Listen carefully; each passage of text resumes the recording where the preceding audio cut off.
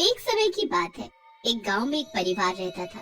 उस परिवार में रामलाल, उसकी पत्नी रामवती, उनका बेटा राहुल और बेटी सरला रहते थे। राहुल पढ़ने में बहुत होशियार था। उसने अपने कॉलेज की पढ़ाई शहर में रहकर ही की थी। राहुल को एक दिन अमेरिका से नौकरी का ऑफर आता है। वो बहुत खुश होकर सबको ये खबर देता है। अमेरिका का नाम सुनते ही सब चौंक जाते हैं। वो राहुल को अमेरिका जाने से साफ मना कर देते हैं और राहुल इस बात पर गुस्से में आ जाता है। आपको अंदाजा भी है कि मैंने कितनी मेहनत की है इस नौकरी को पाने के लिए। मुझे ये नौकरी मिली है, वो भी इतने लोगों में। आप लोगों को तो खुश होना चाहिए कि अब हमारे दिन अच्छे हो जाएंगे। हाँ। राहुल की इस बात से कोई खुश नहीं होता। सब उसको जाने से मना कर देते हैं, पर राहुल किसी की नहीं सुनता। वो एक हफ्ते बाद ही अमेरिका चला जाता है। अब वो वहाँ बड़ा ही खुश होता है। उसका ऑफिस भी बहुत अच्छा होता है। ऑफिस में राहुल को एक एलिजा नाम की लड़की पसंद आती है। दोनों पहले काफी अच्छे दोस्त बन जाते हैं। उसके बाद राहुल एलिजा को एक दिन शादी के लिए पूछ लेता है। एलिजा भी राहुल को पसंद करती है और उसे हाँ कर देती है। राहुल ये बात बताने के लिए एक दिन घर पर फोन करता है, पर उसके कुछ बोलने से पहले ही उसकी माँ ही एक लड़की का जिक्र करने लगती है। अरे माँ, मैं कहाँ गांव की लड़की के साथ रह पाऊंगा। चुप हो जा। हमने तुझे विलायत इसलिए नहीं भेजा कि तू ये सब बातें करे। शादी तो तेरी वहीं होगी जहाँ हम चाहेंगे। राहुल अपनी बात बोल ही नहीं पाता और फोन रख देता है। उसके बाद राहुल अमेरिका में ही एलिजा से चुपके से शादी कर लेता है। दोनों बड़े ही खुशी खुशी साथ रहने लगते हैं। काफी महीने ऐसे ही निकल जाते हैं। फिर एक दिन राहुल के घर से उसकी बहन सरला का फोन आता है। भैया, अब आपका कोई बहाना नहीं चलेगा। अब तो आपको आना ही पड़ेगा। क्यों भाई, ऐसा क्या हुआ है? भैया, अगले महीने मेरी शादी है। आप बस जल्दी से टिकट करवाओ और गाँव आ जाओ। अरे वाह, ये तो बड़ी खुशी की बात है। मैं आज ही आने की टिकट करवाता हूँ। What happened, Rahul? Is everything okay? Yes, yes. We are going to India. My sister is getting married. Oh wow! वहाँ तो बहुत मजे आएंगे। राहुल अपने साथ एलिजा की भी टिकट करवा देता है और उसे अपने साथ गांव ले जाने का सोच लेता है।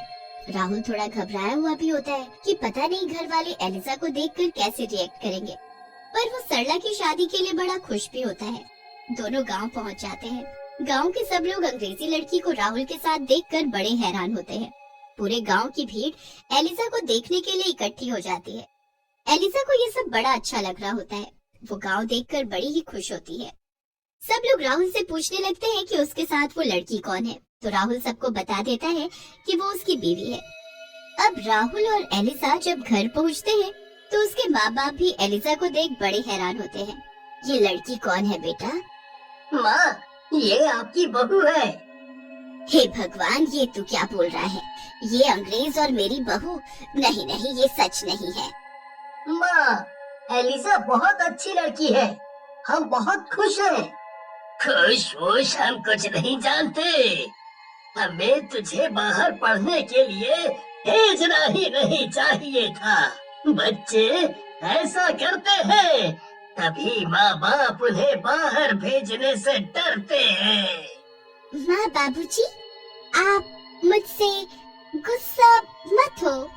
तू चुप कर चुड़ैल और निकल जा मेरे घर से। एलिजा ऐसे सुनकर रोने लगती है। राहुल को ये सब बिल्कुल अच्छा नहीं लगता। वो बहुत गुस्सा होता है। अगर एलिजा गई तो मैं भी वापस जाऊंगा।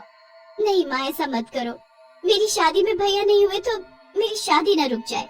सरला की शादी की खातिर उसकी माँ एलिजा को अपने घर में घुसने देती है, पर वो एलिजा को जरा भी पसंद नहीं करती। वो उसी दिन से एलिजा को हर वक्त परेशान करने लगती है।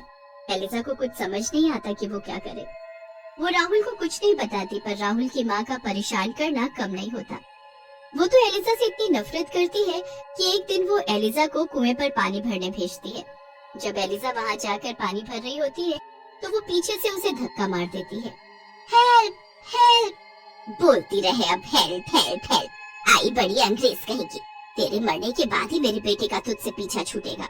एलिजा कुएं में ही तड़प तड़प कर मर जाती है। एलिजा जब रात तक घर नहीं आती तो राहुल बड़ा परेशान हो जाता है और उसे ढूंढने निकल पड़ता है। एलिजा की लाश जब राहुल को कुएं में मिलती है तो वो बहुत रोता है। ये कैसे हो गया एलिजा? तुम मुझे छोड़कर नहीं जा सकती, ऐसा नहीं हो सकता। ये आज पानी भरने जाने की जिद तो कर रही थी, पर मुझे नहीं पता था इसके साथ ऐसा कुछ हो जाएगा। राहुल को जरा भी शक नहीं होता कि ये सब उसकी माँ का किया धरा है। कुछ दिन बाद ऐसे ही निकल जाते हैं। फिर एक दिन राहुल की माँ शाम के वक्त पानी भरने जाती है। जब वो पानी की बाल्टी बाहर निकाल रही होती है तो अंदर से आवाज आती है, मैं वापस आ गई हूँ। हे भगवान, ये आवाज कैसी है? तू अब मेरे हाथों मारी जाएगी। यहाँ तो जरूर कुछ गड़बड़ है। राहुल की माँ वहाँ से डरकर भाग जाती है। उसके बाद कुएं से एक चुड़ैल बाहर निकल कर आती है। इस बुढ़िया को अब मैं नहीं छोड़ूंगी। बहुत परेशान किया था इसने मुझे। अब मेरी बारी। अंग्रेज चुड़ैल अपनी सास के पीछे पीछे घर तक आ जाती है। रात को जब उसकी सास सो रही होती है तो अंग्रेज चुड़ैल उसके सर के पीछे आ खड़ी होती है। मुझे मारकर कैसे सुकून से सो रही है, पर अब मैं इसे न सोने दूंगी न जीने दूंगी। अंग्रेज चुड़ैल बहू अपनी सास के सारे बाल काट देती है और उसे गंजा कर देती है।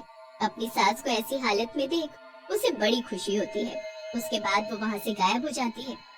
जब अगले दिन उसकी सास उठकर बाथरूम में जाती है तो शीशे में खुद को देख जोर जोर से चिल्लाने लगती है, हाय मेरे बाल, मैं गंजी कैसे हो गई? ये क्या हो गया? आवाज सुनकर राहुल, सरला और उसका पति सब वहाँ जाते हैं। सरला अपनी माँ को गंजा देख उनसे पूछने लगती है कि ये कैसे हुआ, पर उसकी माँ को तो खुद पता नहीं होता। अब रोज रोज उसके साथ कुछ न कुछ अनहोनी होने लगती है, क्योंकि वो उसकी अंग्रेज चुड़ैल बहू ही ये सब कर रही होती है। फिर एक दिन जब सरला घर में झाड़ू लगा रही होती है तो उसे फर्श पर कुछ सुनहरे बाल दिखते हैं।